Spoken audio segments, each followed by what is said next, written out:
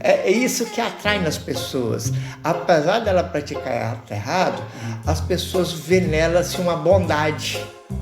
Essa bondade dela é que faz com que as pessoas não sintam raiva dela, pelo contrário, conquista simpatia e acham graça. Ou seja, a situação passou de uma situação completamente contrária para ser engraçada e atrair simpatia, por incrível que pareça. É paradoxal? É, mas é a realidade e os mistérios do ser humano. Marta, a cidade em suas mãos. Episódio 2, Crime e Carisma. Dicotomia. Em uma descrição breve do dicionário, a divisão de uma coisa em duas por antagonismo. Uma vilã engraçada. Esse foi o retrato da empresária Kellen Vatassi, entrevistada no primeiro episódio. Ele ajuda a entendermos por que o termo dicotomia é um dos pontos que dá à luz à história de Marta, conhecida na internet, ou pelo menos nas ruas de Uberlândia, como Marta Golpista. O homem que falou na introdução do episódio sobre o caminho dela ser paradoxal é o advogado Robson Divino. Se você é dos mais ligados nos memes, já sabe quem é. E se não é ligado, daqui a pouco vai entender. Ela não é uma pessoa que você desconfia que tá passando necessidade, por exemplo, e muito menos de um descontrole emocional. Ela é muito pacífica, ela fala muito bem, ela é muito articulada, ela é amorosa, ela fala em Deus, ela fala muito em Deus o tempo todo. E ela te elogia, ela tem lábia, ela é diferenciada. Essa é a voz de Ana Carolina Silva, que precisou fechar seu estabelecimento por conta de Marta. Hoje, ela compartilha sua história, relembrando esse momento que foi impactante em sua trajetória como empresária. Marta, a cidade em suas mãos, conta a história de uma pessoa que irradia dualidades, dividindo os olhares. Uns veem apenas o lado infame, outros apenas uma caricatura. Nesse episódio, você vai compreender o desequilíbrio que molda essa personalidade. Eu sou Juan Madeira, e hoje vamos conhecer o lado infrator dessa senhora.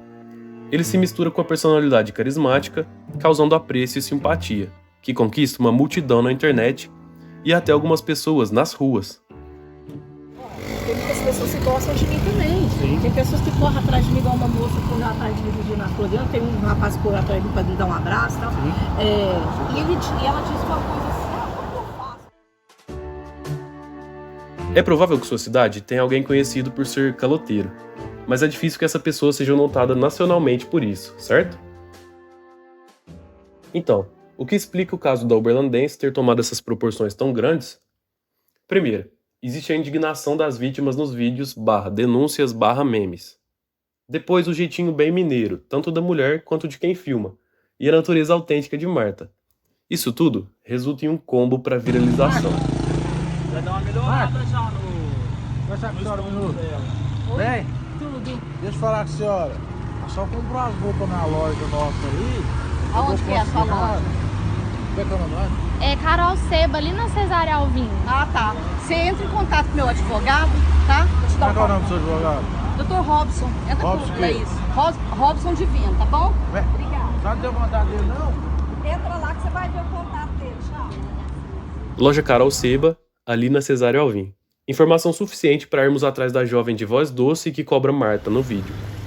Fui até o local em busca da moça. Encontro uma loja de roupas no exato lugar que o Google Maps indica. Mas a empresa tem outro nome. Mesmo assim, procurando alguma informação útil, entro no estabelecimento, que tem pisos brancos, um balcão de granito, decorações minimalistas e uma planta no canto. No fundo, vejo uma mulher elegante, com um vestido preto, assim como seus cabelos. Pergunto por Carol Seba. Ela diz que não a conhece e que quando montou sua loja, antes da pandemia de Covid-19, nada funcionava ali. Agradeço e vou embora continuar minha busca por Carol. Ao pesquisar seu nome no Instagram, localizo uma pessoa de Uberlândia. Entro em contato e em poucos minutos Carol responde. Me apresento e digo que estou contando a história de Marta e que, por isso, gostaria de conversar com vítimas dela. Carol foi extremamente solícita. Logo marcamos um encontro no escritório onde trabalha, hoje como advogada. A carreira como empresária da moda ficou para trás, e a perda que teve por conta do golpe, quando a senhora saiu de sua loja com 2 sacolas cheias de roupas, influenciou diretamente nisso. O prejuízo foi muito grande a ponto de Olha, fechar a loja. eu acho assim, que para cada pessoa o prejuízo tem um peso, né? Pra mim, que estava iniciando a loja, era a minha primeira coleção. Então, assim, pra mim, 1.000, 3.000 no início foi complicado. Foi, assim, difícil aceitar, não só pelo valor, mas é a dificuldade. Quem trabalha com loja sabe, você escolhe peça por peça, tem que etiquetar, tem que passar, tem que vender. Então, foi um valor que fez diferença. E esse revés aconteceu em 2017. Mas o vídeo que viralizou foi gravado tempos depois, quando Carol se deparou com a figura irreverente nas ruas por acaso. Me surpreendi com aquela cena e aí na hora eu tive o feeling de pegar o celular e falar: Marta, eu tava com um colega advogado também, na época ela se apresentava como Marta e falava que ela era representada por um advogado famoso aqui na cidade, que é o Robson Divino. Robson Divino é realmente um profissional conhecido na cidade e não foi advogado dela, pelo menos não em causas criminais e nem nas últimas 2 décadas. A Marta, eu conheço ela há muitos anos e eu nunca atuei para ela em causas criminais. Eu atuei para ela por indicação de uma amiga comum que era cliente minha. O nome foi bipado porque eu conversei com essa pessoa e ela pediu para não ter seu nome envolvido no podcast. Ela me indicou para atuar numa causa de pensão alimentícia há muito tempo atrás, mais de 20 anos.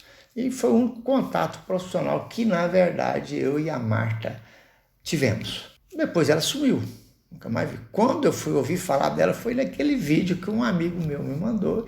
Eu achei muito engraçado. Hoje, quem também consegue ver a situação que passou como algo engraçado é a Carol. Mas na época que sofreu o golpe, não foi bem assim. Eu queria saber o que você acha de ter participado, mesmo que seja só a voz, de um meme assim. Olha, na época do fato principal, eu confesso que eu não achei graça, porque quando você tá no papel de ter sido vítima, é um pouco difícil, assim, você mistura um pouco a sensação do humor e tudo com um sentimento de fragilidade também, porque você percebe que mesmo por uma pessoa que é meme, você se deixou levar, sabe? O sentimento de, nossa, essa pessoa que chacota, que todo mundo ri, me enganou. Mas, num segundo momento, quando Carol começou a ver os memes surgindo, ela conseguiu achar graça. Mas penso que um pouco dessa flexibilização da história da Marta faz com que ela também não pare, porque acaba que ela virou uma atração. As pessoas param para tirar foto com ela. Ninguém pega ela para falar, vamos à delegacia. Não, as pessoas olham para ela como um meme. Mas algumas pessoas não enxergam Marta apenas como um meme e, de fato, prestaram queixa na delegacia. Nos processos que encontramos, os crimes relacionados a ela são estelionato, furto e apropriação indébita. Mas além disso, ela também coleciona execuções de título de crédito. A Mari Fiorilli, que é minha namorada e também é estudante de Direito, você já ouviu no primeiro episódio, me ajuda a explicar isso. Além dos crimes previstos no Código Penal citados anteriormente, Marta fez inúmeras compras usando notas promissórias de crediário e não pagou, se tornando inadimplente. Para reaver o valor de seus produtos, os comerciantes entraram com ações de execução de título de crédito. A soma das ações judiciais e os pedidos de restituição ultrapassam os R$10.000. Marta enfrentou 2 prisões em flagrante pelo crime de estelionato. A primeira passagem aconteceu em 2011, mas apesar de ter sido conduzida para a delegacia, foi absolvida em juízo. Na segunda prisão, em 2014, foi condenada pelo crime de estelionato. Inicialmente, a pena estabelecida era de 1 ano de prisão, mas devido a uma série de fatores atenuantes, como a falta de antecedentes criminais e o baixo valor dos lucros obtidos por meio do crime, a pena foi convertida em prestação de serviços. Essa conversão permitiu que Marta cumprisse sua pena contribuindo para a comunidade, em vez de ficar reclusa. Ah, tá. Você entra em contato com meu advogado, tá? Vou te dar Qual é o nome do seu advogado? Dr. Robson. Entra Robson com isso. Robson Divino, tá bom? Obrigada. Você não deu vontade dele, não? Entra lá que você vai ver o contato dele. Tchau. Robson, o advogado que teve seu nome citado por Marta, também participou, só que mais indiretamente desse vídeo. Depois de falarmos um pouco sobre o currículo do advogado, digo que entrevistei Carol no dia anterior. Aí ele me conta que é amigo do homem que aborda a Marta, também advogado Wellington Moura. E antes que eu pergunte, já dá sua visão sobre o acontecido. O golpista que usa de fraude, que usa de estelionato, ele tem uma habilidade muito grande para seduzir as pessoas com a palavra ou enganar as pessoas. O Dr. Wellington Moura é um advogado competente, Resolveu abordá-la para poder ver se resolvia o problema, ajudar a Ana Carolina, que era a dona da loja. E abordou a Marta. E a Marta, como é esperta, sabe usar as palavras, ela é inteligente. E ela utilizou do recurso, sabendo que eu sou conhecido na cidade e respeitado, ela utilizou meu nome para poder se afastar daquela situação embaraçosa que no momento ela se encontrava. Quero saber do advogado o que ele pensa sobre ela ser uma pessoa querida na internet, mesmo tendo um passado de crimes. Há uma certa simpatia por ela. Porque eu percebo o seguinte, acho que o povo fica admirado da inteligência dela e da esperteza dela de conseguir enganar tantas pessoas. Robson considera que Marta tem um repertório muito vasto e consegue lidar muito bem com qualquer situação, mas ela se mostra uma pessoa simpática e até mesmo carente. É uma pessoa que precisa de cuidados materiais, porque ela tem dificuldade financeira, mas sobretudo de cuidados de natureza psicológica, porque ela recorre a esses recursos de enganar as pessoas para suprir alguma carência dela. O advogado entende que, por isso, as pessoas acabam envolvidas e não conseguem vê-la como uma má pessoa. Apesar dela praticar ato errado, as pessoas veem nela uma bondade. Essa bondade dela é que faz com que as pessoas não sintam raiva dela, pelo contrário, conquista simpatia e acham graça. Eu, particularmente, eu achei graça, para você ter uma ideia. Quando todos meus amigos acham graça e conversam comigo, manda esse vídeo para mim, manda rindo, né? E aí eu falo assim, tenho que agradecer ela porque ela está fazendo propaganda para mim. Tá fazendo, é verdade. Aí eu acho graça, eu já tenho simpatia por ela, eu não fico com raiva, porque para mim ela é uma boa pessoa. Voltando à conversa com Carol, ela conta como muitas das pessoas ouvidas nessa apuração ter percebido que a senhora poderia ter algum distúrbio psicológico. Eu, Ana Carolina, vejo que não é caráter. Eu, na minha cabeça, sei que ela tem algum distúrbio. Ela é uma pessoa doente, não sei até que ponto, mas eu senti pena e aí eu resolvi deixar pra lá, assim, eu não fui à frente. Só mesmo publiquei porque existem outras pessoas que poderiam, né, ter prejuízo e porque ela citou o nome de um advogado que, na verdade, não estava no caso dela, estava atuando pra ela. A pessoa mais próxima de Marta hoje em dia é uma de suas irmãs. Conversei com essa senhora de seus quase 70 anos sobre a questão de saúde mental. Nesse podcast, ela será chamada pelo nome fictício de Isabelle. Ela contou que quase uma década atrás, a irmã foi diagnosticada com transtorno bipolar e até chegou a receber cuidados psiquiátricos, mas não aceitava passar pelo tratamento nem tomar medicamentos. Eu sei que ela faz errado, mas ela também tem problema. Ela tem problema sério de saúde. Ela tá cada dia mais doente, sabe? Ela tem distúrbio bipolar, tem problema de cabeça. Inclusive, às vezes, alguém vem aqui cobrar e eu tenho que mostrar o laudo pra pessoa. É o maior sofrimento. Mas ela é minha irmã, né? A voz que ouvimos é da jornalista Adriana Dias, que interpreta rigorosamente, palavra por palavra, o que a Isabelle me disse. Uma outra familiar que conversei e também pediu para não ser identificada, disse que pessoas da família temiam que o pior pudesse acontecer com Marta caso ela continuasse nas ruas, por conta das atitudes. Por isso, alguns familiares entendiam que a internação poderia proteger, mas a mulher realmente nunca aceitou ser tratada. E eu não fui o único a investigar essas questões de saúde mental. A Selma Souza também fez isso, mas por ter sido vítima de um golpe. Hoje, ela mora na Bolívia, mas anos atrás teve um salão de beleza no Santa Mônica, bairro mais populoso de Uberlândia, onde recebeu Marta, que pediu para cortar o cabelo. E depois de finalizar o serviço, a mulher, com as madeixas renovadas, curtas e escovadas, tentou passar o cartão, mas não conseguiu. Selma pensou que poderia ser algum problema na maquininha, mas era só mais um golpe mesmo. E eu tinha sacado foto do cabelo dela por trás. Quando ela diz sacado uma foto, é tirado uma foto mesmo. É que algumas palavras que Selma fala saem em espanhol porque ela mora na Bolívia há muitos anos. Assim, de perfil e via bem que era ela, na época, pra pôr no site lá no Instagram. Aí minha irmã ria, falou, você caiu no golpe da Marta, golpista. Eu falei, não acredito, Simone, evangélica e tal. E aí a gente ficou rindo disso, né? Eu falei, nossa, ainda bem que ela só cortou. Ela falou, eu quero é rapar a cabeça da covela na rua, brincando. E eu fiquei com raiva de até me enganada, assim, né? Hoje ela conta que dá risada. Mas na época, a raiva não permitiu que Selma deixasse essa história pra lá. Eu vou atrás, só pra largar de ser besta e não fazer isso mais. Aí eu fui atrás da irmã dela. Aí a irmã dela me contou toda a história, que ela tem problema mental, que tinha até um laudo, Eu acho que ela é safada, não é não? Não, eu vou pagar para você, ser irmã da Simone, pelo amor de Deus, que vergonha. Mas a gente nem dá conta de pagar mais, que ela faz isso com todo mundo. A gente tem até um laudo aqui, me mostrou o laudo, que ela tem problema psiquiátrico.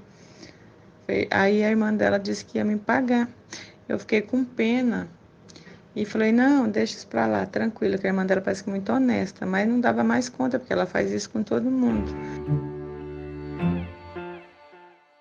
Assim que ela saiu da nossa loja, após ludibriar com uma astúcia muito grande, né, do 171, após ela deixar a nossa loja, a gente verificou que havia um sumido celular e algumas peças de roupa além daquela que foi colocada no crediário para ela, né? Veio conduzido aqui para a delegacia e usando as roupas da sua loja, é isso mesmo? Usando as roupas da nossa loja, exatamente. Roupas e acessórios da nossa loja. Essa reportagem de 2011 introduz o modo de agir de Marta em seus golpes.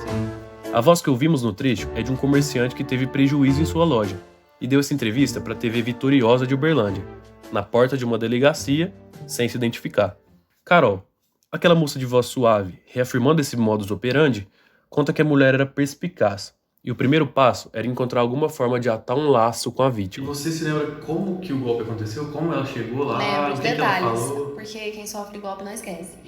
É o seguinte, foi no final de semana, era sábado, eu tava sozinha na loja e eu entendi que ela já estava ali no pedaço há algum tempo, observando, porque quando ela entrou, ela falou, oi, você que é a Carol, porque o nome da loja é o meu nome, né? Eu falei, sim. Ela, pois é, eu sempre passo aqui, vejo você, sua mãe. Então ela já tinha conhecimento que a minha mãe às vezes estava ali na loja. E aí ela entrou na loja com um tanto de pirulito assim de coração, era um dia especial, não sei o que era, se era feriado de alguma coisa. E aí ela falou, eu tava na igreja, tava tendo uma confraternização, porque eu tenho uma filha e aí eu já quero até presentear ela por conta disso, e eu vim aqui para poder perguntar se você faz consignado. Por considerar ser muito arriscado, Carol não vendia as roupas no condicional, quando o consumidor leva o produto para experimentar em casa e depois faz o pagamento ou a devolução. Só que, para ganhar ainda mais confiança, Marta disse que sua filha trabalhava em uma loja na rua de baixo. Então, por sentir segurança na fala e principalmente na postura da mulher, que hoje tem 57, mas na época tinha por volta de 50 anos, ela decidiu abrir uma exceção. Falei, então tá. Aí ela pegou 2 sacolas e ela sentia culpa no que ela fazia. Por quê?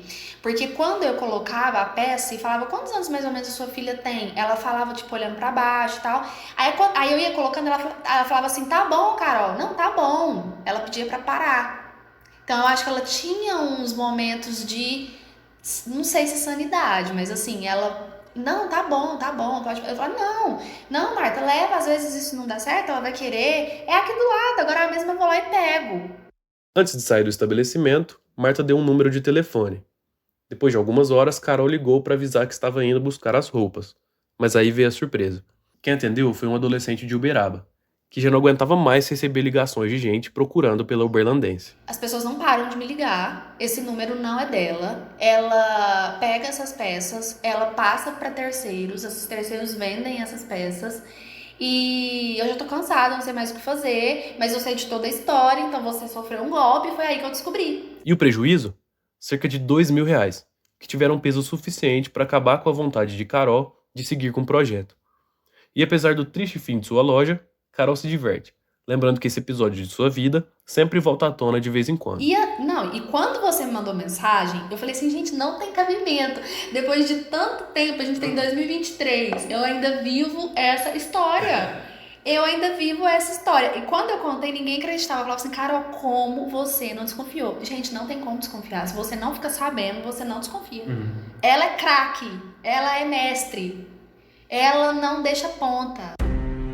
Vou tomar essa cidade inteira nas minhas mãos. Você quer ver se eu não vou? E foi de golpe em golpe que Marta colecionou mais de 10 processos judiciais por apropriação indébita, furto e até prisões por estelionato. E para entender sobre esses crimes de natureza patrimonial, procurei o professor de Direito Penal da Universidade Federal de Uberlândia, Carlos Alves. No estelionato, eu tenho um crime de natureza patrimonial onde o agente, a Marta, induziu uma pessoa em erro. E essa pessoa, a partir desse induzimento em erro, se desapossou da coisa, entregou para ela. E essa pessoa que se desapossou da coisa, entregou para ela, obteve um prejuízo patrimonial. Perfeito.